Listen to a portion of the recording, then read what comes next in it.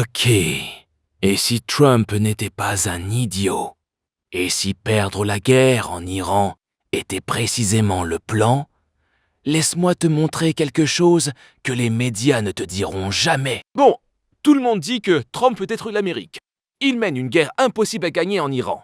Il menace d'envahir avec des troupes au sol. Il énerve l'OTAN en menaçant le Groenland. Il cherche la bagarre avec le Canada, le Mexique, le Danemark, la Colombie. JP Morgan dit que le monde sera à court de pétrole d'ici mi-avril. L'économie mondiale est sur le point de s'effondrer. Trump ressemble au pire président de l'histoire. Un parfait bouffon, n'est-ce pas? Mais et si c'était le but du jeu? Et si Trump voulait perdre la guerre en Iran? Et s'il voulait que l'Empire américain s'effondre? Et s'il voulait détruire l'économie mondiale? Alors, ce serait un génie. Laisse-moi t'expliquer. Actuellement, le monde tire 20% de son pétrole du Moyen-Orient. Le Japon, 75%. L'Inde, 60%. L'Europe est massivement dépendante. Mais voici le truc.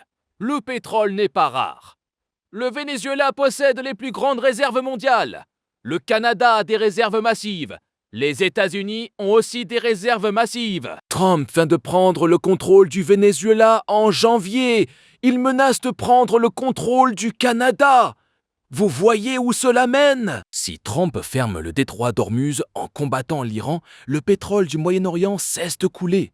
Mais l'Amérique du Nord, elle, continue de pomper. Soudain, l'Europe, la Chine, le Japon, la Corée du Sud, ils ont tous besoin du pétrole américain. Pas seulement du pétrole, mais aussi des engrais. L'azote pour la production alimentaire provient du Moyen-Orient. Si c'est coupé, vers qui se tourne-t-il? L'Amérique du Nord et la Russie. Trump rend le monde entier dépendant des ressources qu'il contrôle. Maintenant, voici la partie géniale.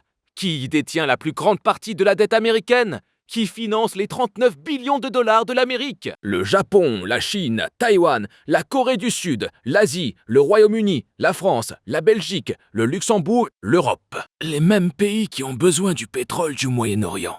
Il y avait cette crainte que ces pays cessent d'acheter des bons du trésor américain, qu'ils se tournent vers l'or ou le franc suisse, que le système de Ponzi de l'Amérique s'effondre. Mais maintenant, ils ont besoin de l'énergie américaine. Ils ont besoin des ressources américaines. Ils ne peuvent pas abandonner le dollar. Ils sont piégés. Trump vient de transformer la plus grande faiblesse de l'Amérique, sa dette, en sa plus grande arme. En déclenchant une guerre ingagnable en Iran, il force le monde entier à dépendre de l'Amérique du Nord. Ce n'est pas nouveau. Poutine a déjà prouvé que cela fonctionnait en Ukraine. La Russie se bat depuis 5 ans. C'est une lente usure, mais cela a restructuré toute l'économie russe autour de la production de guerre. Drones, munitions, fabrication militaire. La Russie est passée de l'importation de drones iraniens à la fabrication des siens et les exporte maintenant vers l'Iran. Le plan de Poutine. Le monde s'effondre de toute façon.